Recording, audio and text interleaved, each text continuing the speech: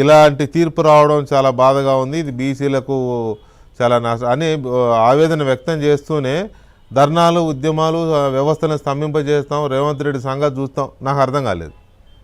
Court కదా చెప్పింది.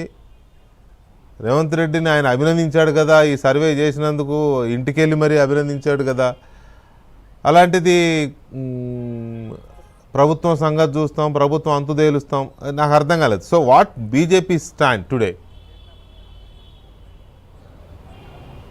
Good evening sir. మొత్తానికి ఎన్నికల కమిషన్ అంశంలో, లోకల్ బాడీ ఎన్నికల అంశంలో హైకోర్టు ఇచ్చినటువంటి స్టే ఆర్డర్ ఏదైతే ఉందో దాన్ని భారతీయ జనతా పార్టీ ఖచ్చితంగా కాంగ్రెస్ పార్టీ ముఖ్యమంత్రి రేవంత్ రెడ్డి వైఫల్యంగానే చూస్తున్నట్లు కాసేపు క్రితమే వాళ్ళు అఫీషియల్గా అనౌన్స్ చేశారు. దాంతోపాటుగా మధ్యప్రదేశ్లో రిజర్వేషన్లు 57% దాటితే అక్కడ అలాగే కొనసాగించాలని సుప్రీంకోర్టుకు వెళ్ళిందే భారతీయ జనతా పార్టీ. అటువంటి తెలంగాణలో 42% రిజర్వేషన్లను బీసీలకు ఇస్తామని చెప్తే మొదట సమర్థించింది బీజేపీ. అదేవిధంగా కామారెడ్డి బీసీ డిక్లరేషన్ను పట్టుబట్టి ఎలాగైనా ప్రభుత్వం అధికారంలోకి వచ్చిన తర్వాత దాన్ని నెరవేర్చాలని చెప్పిందే భారతీయ జనతా పార్టీ. అంటే ఎట్లా రేవంత్ రెడ్డి ఫెయిల్యూరో లేదా రేవంత్ రెడ్డి వైఫల్యమే అని బీజేపీ ఒక నిర్ణయానికి వచ్చిందని చెప్తున్నారు కదా. ఎట్లా రేవంత్ రెడ్డి ఫెయిల్యూరు అంటే వ్యవస్థలను మేనేజ్ చేయలేకపోయాడనా, లేకపోతే ఏ రకంగా ఫెయిల్ అయినట్టు అనుకుంటున్నారు బీజేపీ నాయకత్వం? అంటే గవర్నర్ వద్ద పెండింగ్లో ఉన్నటువంటి గవర్నర్ అనుమతి లేకుండా 3 నెలల పాటు సమయం ఉండే అవకాశం ఉంటుంది.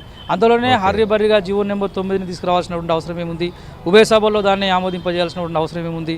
షెడ్యూల్ ప్రకారం జరగాల్సినటువంటి ఎన్నికలను ఆలస్యంగా చేయడం ఒక ఎత్తు అయితే, గవర్నర్ వద్దకు పంపినటువంటి బిల్లుని హడావిడిగా చేయడం, ఉద్దేశపూర్వకంగానే రేవంత్ రెడ్డి ఇతర వ్యక్తుల నుంచి కోర్టులలో కేసులు వేసేలా ప్రోత్సహించడం, ఆ తర్వాత ప్రభుత్వానికి వ్యతిరేకంగా కోర్టు చేయించే విధంగా చేయడం వెనకాల రేవంత్ రెడ్డే ఉన్నాడు. మొదటి నుంచి కూడా ఇదే తతంగం వ్యవహరిస్తున్నారు. ఎందుకంటే లోకల్ బాడీ ఎన్నికల్లో ఈ 2 ఏళ్ల వ్యవధిలో కాంగ్రెస్ పార్టీ పైన గ్రౌండ్ లెవెల్లో చాలా వ్యతిరేకత ఏర్పడింది. రేవంత్ రెడ్డి ఇచ్చిన హామీలకు, ప్రభుత్వంలోకి వచ్చిన తర్వాత చేస్తున్న పనులకు సంబంధం లేకుండా పోయింది. ఒకవేళ అనుకున్న షెడ్యూల్ ప్రకారం లోకల్ బాడీ ఎన్నికలకు వెళితే కాంగ్రెస్ పార్టీకి గట్టి ఎదురుదెబ్బ తగిలే అవకాశం కనిపిస్తుంది.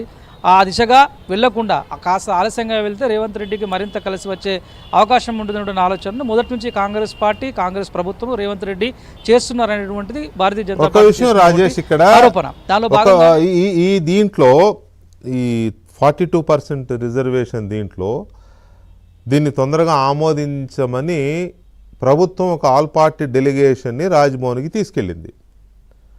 నాకు తెలిసి బీఆర్ఎస్ పార్టీ నుంచి ఎమ్మెల్యే కుత్బుల్లాపూర్ ఎమ్మెల్యే కూడా వెళ్ళాడు, వివేక్. బీజేపీ నుంచి ఆ రోజు ఎవరు వెళ్ళినట్టుగా నాకైతే గుర్తులేదు. I right are wrong? Yeah sir, your right. వాళ్ళు అంటే మేము దాన్ని సమర్థిస్తున్నామని చెప్తూనే దూరంగా ఉండేటువంటి ప్రయత్నం చేశారు. అదెట్లా? ప్రభుత్వం తీసుకున్నటువంటి అఖిలపక్షం గవర్నర్ దగ్గరికి వెళ్ళినప్పుడు ఒక రిక్వెస్ట్ చేయడానికి వెళ్ళలేదు అంటే దాని అర్థం వాళ్ళు దాన్ని వ్యతిరేకిస్తున్నట్టు అనుకోవాలి, లేదా వాళ్ళు దాన్ని కలిసి పనిచేయడానికి ఇష్టం లేదు అనుకోవాలి. మరి బీఆర్ఎస్ వెళ్ళింది కదా, రేవంత్ రెడ్డి అంటే ఉప్పు నిప్పులా ఉండే బీఆర్ఎస్ పార్టీ కూడా వెళ్ళింది కదా. మరి అలాంటి బీజేపీ వాళ్ళ ఏ ఉద్దేశంతో రేవంత్ రెడ్డిని తప్పుపడుతుంది?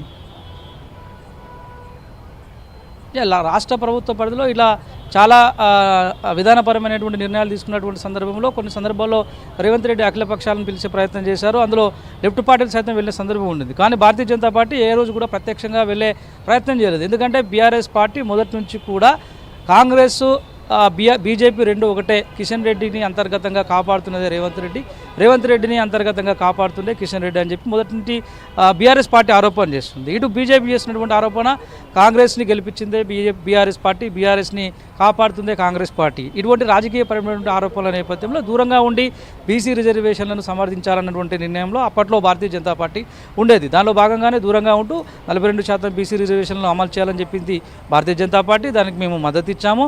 ఆ ప్రభుత్వం తీసుకున్నటువంటి నిర్ణయాన్ని మేము స్వాగతించాము. దాంతో అక్కడి వరకు సరిగానే ఉన్నటువంటి పరిస్థితి ఉన్నప్పటికీ 42% రిజర్వేషన్ల విషయంలో భారతీయ జనతా పార్టీ మద్దతు ఇవ్వట్లేదు, సపోర్ట్ చేయట్లేదు అంటూ రాజకీయంగా తమను ఎదుర్కొనలేక కేంద్రంలో మేము ఉన్నాం కాబట్టి తమపైన బురద జల్లేటువంటి ప్రయత్నంలో భాగంగానే రేవంత్ రెడ్డి ఇదంతా చేశాడు తప్పితే ఎక్కడా కూడా అఫీషియల్గా భారతీయ జనతా పార్టీ 42% బీసీల రిజర్వేషన్ల విషయంలో ముస్లింలను కలపకుండా తీసుకుంటే తప్పితే ముస్లింలు చేర్చి 42% రిజర్వేషన్ అంటే తప్పితే ఎట్టి పరిస్థితుల్లో మేము ఒప్పుకోమనేటువంటిది భారతీయ జనతా పార్టీ ముందుండి చెప్తున్నటువంటి మాట. అదే అంశాన్ని ఇప్పటి వరకు కూడా అదే స్టాండ్ పైన ఉన్నారు. ఇవాళ హైకోర్టు ఇచ్చినటువంటి స్టే పైన కూడా వాళ్ళు అదే మాట్లాడేటువంటి ప్రయత్నం చేశారు. ఇది కోర్టు నిర్ణయంలో ఉన్నటువంటి అంశంగా చూడకుండా